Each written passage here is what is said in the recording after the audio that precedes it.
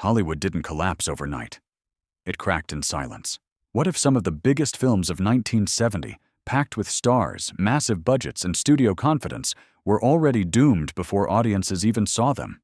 These weren't small mistakes. They were warning signs.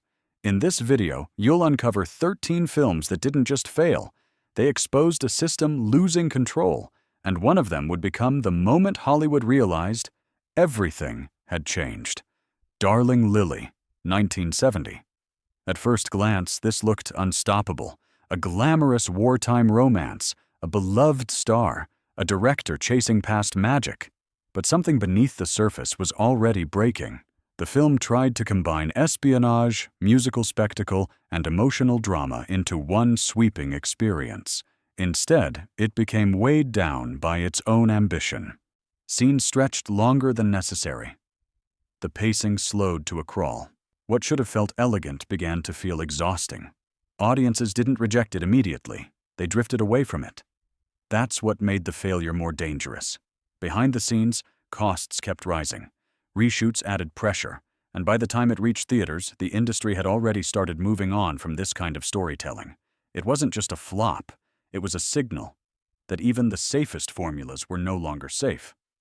Daughter, 1970. This was supposed to be prestige, the kind of film that dominates awards, headlines, and legacy conversations for years. Instead, it became something far more uncomfortable, a reminder that scale does not guarantee impact. The film was visually stunning, vast landscapes, careful compositions. Every frame looked expensive, but underneath that beauty, the emotional rhythm struggled to connect. Scenes lingered, silence stretched, momentum faded. Critics noticed first. They didn't attack the craftsmanship. They questioned the purpose. Why did something so grand feel so distant? Audiences followed that same instinct. They didn't feel pulled in. They felt kept at arm's length. And that's where the damage happened. Because when a film this large fails to emotionally engage, the loss isn't just financial, it's reputational. The industry began to quietly realize something uncomfortable. Even master filmmakers could misread what audiences wanted next. The Molly Maguires, 1970. On paper, this had weight. A historical story rooted in real conflict, a serious tone, a major star presence. It should have felt powerful. Instead, it felt heavy in the wrong way. The narrative moved slowly, almost deliberately resisting momentum. Dialogue carried the burden of meaning, but rarely translated into tension. The atmosphere was bleak, not gripping, just draining. Audiences walked in expecting intensity. What they experienced was endurance, and endurance doesn't sell tickets. There was also a deeper issue. The film demanded patience at a time when audiences were beginning to crave something sharper, faster, more immediate. The shift had already started, but this film didn't see it coming. By the time word of mouth spread, the outcome was sealed. It wasn't aggressively rejected. It simply failed to hold attention. And in cinema, that kind of failure is often the most final. Because when viewers stop caring, the film has already disappeared. Catch-22, 1970. This wasn't just a film.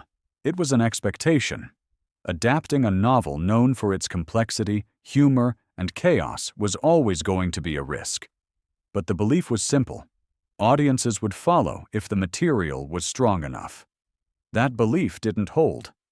The structure that made the story unique on paper became disorienting on screen. Scenes jumped, logic twisted. Characters felt like pieces of a puzzle that never fully came together. Instead of intrigue, viewers felt confusion, and confusion creates distance. The film wasn't poorly made. It was misunderstood, both by its creators and its audience. The tone shifted unpredictably between satire and seriousness, leaving viewers unsure how to engage with it. Critics debated it. Audiences avoided it. That gap became the problem. Because when a film requires explanation before it can be appreciated, it has already lost most of its audience. This wasn't a loud failure. It was a quiet disconnect. And quiet disconnects are often the hardest to recover from. Tora, 1970. Everything about this film suggested success, a massive international collaboration, a historical event known across the world, a production scale designed to impress from the very first frame. It should have dominated. But something unexpected happened. The film delivered accuracy, not emotion. Battle sequences were detailed, precise, and carefully reconstructed. The strategy, the movement, the timing. It was all there. But for many viewers, it felt more like observation than experience. They watched it. They didn't feel it. And that difference changed everything. It was at the same time, the budget had climbed to a level that demanded overwhelming success. Anything less would look like failure. When the box office returned only moderate numbers, the math became unavoidable. The film hadn't collapsed, but it hadn't justified itself either. And in Hollywood, that middle ground can be more dangerous than failure itself, because it raises a difficult question. If something this big can't guarantee impact, what can? That uncertainty lingered far longer than the film itself. Song of Norway, 1970. There was a belief that audiences still wanted spectacle in the same way they once did. That if you filled the screen with color, movement, and carefully choreographed energy, the magic would return on its own. Bright costumes, expansive sets, musical numbers designed to overwhelm the senses. And this film leaned completely into that belief. But the audience had already moved on. What once felt magical now felt distant. What once pulled viewers into another world now reminded them they were watching something constructed. The illusion had weakened, and without that illusion, the emotional connection began to fade. The film didn't recognize that shift. Instead of adapting, it repeated. Familiar rhythms, familiar staging, familiar emotional beats that once worked effortlessly. But repetition, in a changing industry, doesn't feel comforting. It feels resistant. And resistance creates distance. Viewers didn't reject the film with anger or criticism. They didn't debate it or push back against it. They simply ignored it. And indifference is far more damaging than rejection, because it spreads without noise. No headlines, no controversy, or just empty seats and fading interest. By the time the film's performance became clear, there was no sudden realization, only confirmation of something already happening beneath the surface. The era of traditional musicals wasn't collapsing in a single moment. It was dissolving quietly, almost invisibly. One overlooked release at a time. On a Clear Day You Can See Forever, 1970. This film tried to do something ambitious, blend romance, fantasy, and musical storytelling into a single experience. But instead of harmony, it created imbalance. The tone shifted too often. One moment grounded, the next surreal. One scene intimate, the next theatrical. It never settled.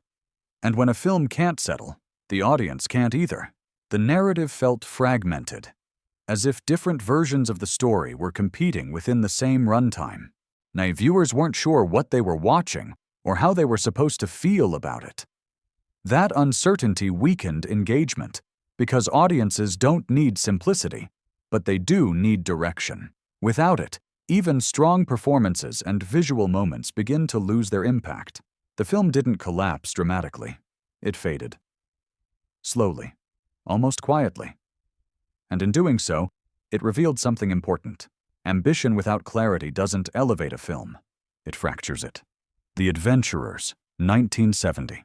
This was designed to feel epic. International locations, political intrigue, a story spanning continents and power structures. Everything about it suggested scale. But scale alone isn't enough. The narrative struggled to anchor itself. Characters moved through events rather than driving them. At moments that should have carried tension felt disconnected. The film looked expansive. But emotionally, it felt hollow. Critics didn't hesitate. They pointed to its lack of focus, its uneven pacing, its inability to justify its own size. Audiences followed that reaction.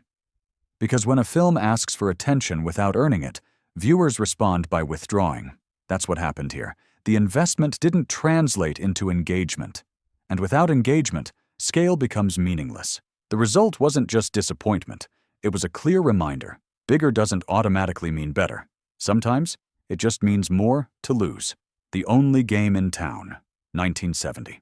Two major stars, a controlled, intimate story, a setting built around emotional tension rather than spectacle. On the surface, it looked like a calculated shift, something quieter, more focused, more character-driven. It seemed like a safer approach. But safety can create its own risks. The film placed almost all of its weight on dialogue and performance, trusting that chemistry alone could sustain engagement. And in certain moments, it worked. The conversations felt sharp. The interactions carried subtle tension. You could see what the film was aiming for. But it wasn't consistent. Between those stronger moments, the pacing began to slow.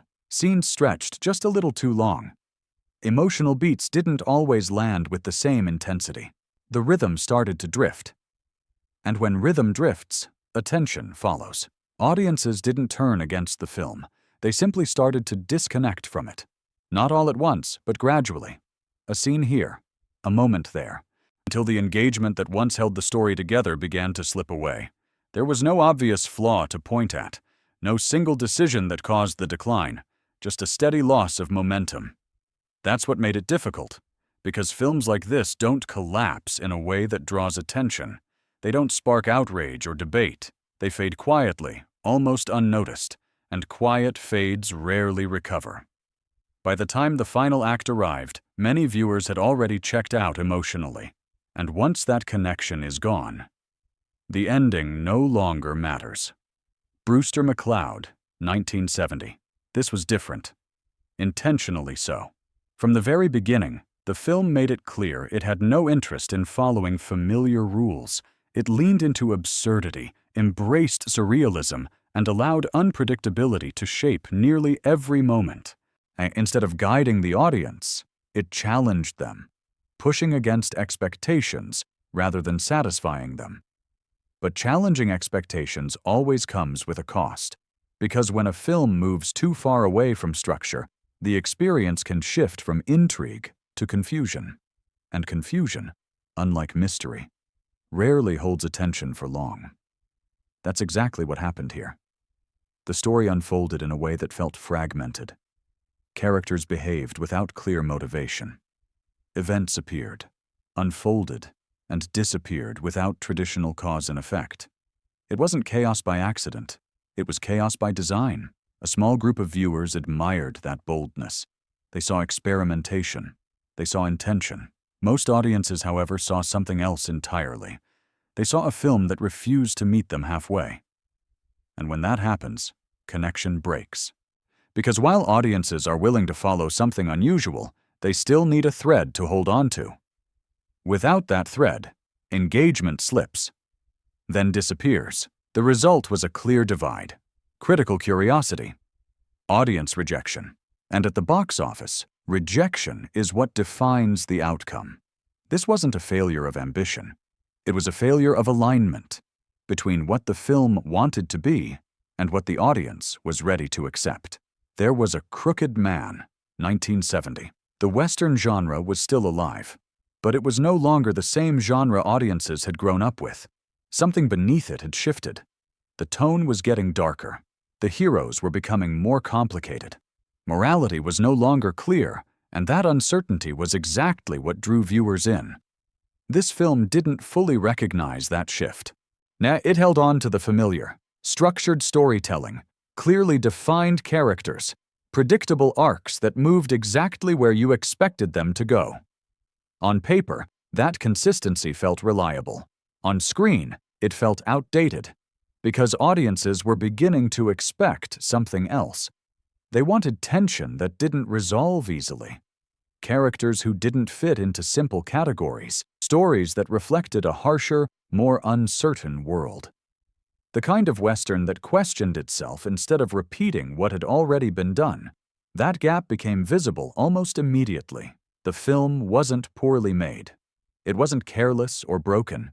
It simply arrived at the wrong moment, carrying the wrong energy for where the genre was heading. And timing, in cinema, often matters more than quality. Because when a genre evolves, it moves quickly. Anything that lags behind, even slightly, can feel like it belongs to a different era entirely. That's what happened here. The film stepped into a space that had already moved forward without adjusting to the new expectations shaping it. And the result was quiet. Not a dramatic failure, not a collapse, just a steady realization from audiences that they had already moved on. Scrooge, 1970. There was familiarity here. A well-known story, recognizable structure, a sense of comfort built into the narrative itself. It carried the weight of something audiences already understood before the film even began. The kind of story you don't have to learn. You simply revisit. That familiarity should have helped. It should have drawn people in, offered them something dependable in a rapidly changing cinematic landscape. But instead, it worked against the film. Because audiences at this moment weren't searching for comfort. They were searching for discovery. Something sharper, something unpredictable, something that felt alive in a way older formulas no longer did. This didn't feel new. It felt safe. And safe, in a shifting industry, can feel invisible. The performances were committed.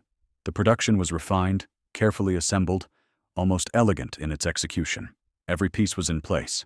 Nothing felt careless or unfinished, but at the same time, nothing felt urgent.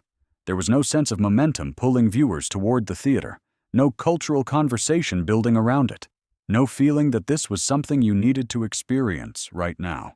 So people waited, and then they stopped waiting altogether. Because without urgency, the box office doesn't just slow, it fades quietly, almost unnoticed. The film didn't collapse under criticism or controversy. It didn't fail loudly enough to spark debate. It simply drifted past the audience at the exact moment they were looking for something else. And in that silence, its fate was sealed. Paint Your Wagon, 1970. This was supposed to be massive, a musical western starring major names, a production designed to dominate attention, a film built on the belief that combining genres would expand the audience instead of dividing it. But from the very beginning, control started slipping. The production faced delays. Costs rose steadily. Conditions became more difficult. What should have been a smooth operation turned into something unpredictable. And that unpredictability reached the screen. When the tone never fully settled. It wasn't entirely a musical. It wasn't entirely a western. It existed somewhere in between. And that uncertainty made it difficult for audiences to connect. Scenes stretched. Momentum slowed. The experience became uneven. Viewers didn't reject the idea. They rejected the execution. And when the film finally reached theaters, expectations were already dangerously high. It needed to succeed on a massive level just to justify its cost. It didn't. The box office returns couldn't match the scale of investment. And that's when it became something more than a disappointment. It became a warning. Because this wasn't just one film failing. It was a system misreading its audience. The belief that spectacle alone could guarantee success was starting to collapse. And once that belief breaks, everything that depends on it begins to fall with it. The failures you've just seen weren't accidents. They were signals. Hollywood didn't lose control all at once. It happened film by decision, until the old formulas stopped working. What replaced them would reshape the entire industry. And if these disasters marked the end of one era, the next wave of films would prove just how ruthless that transition really was.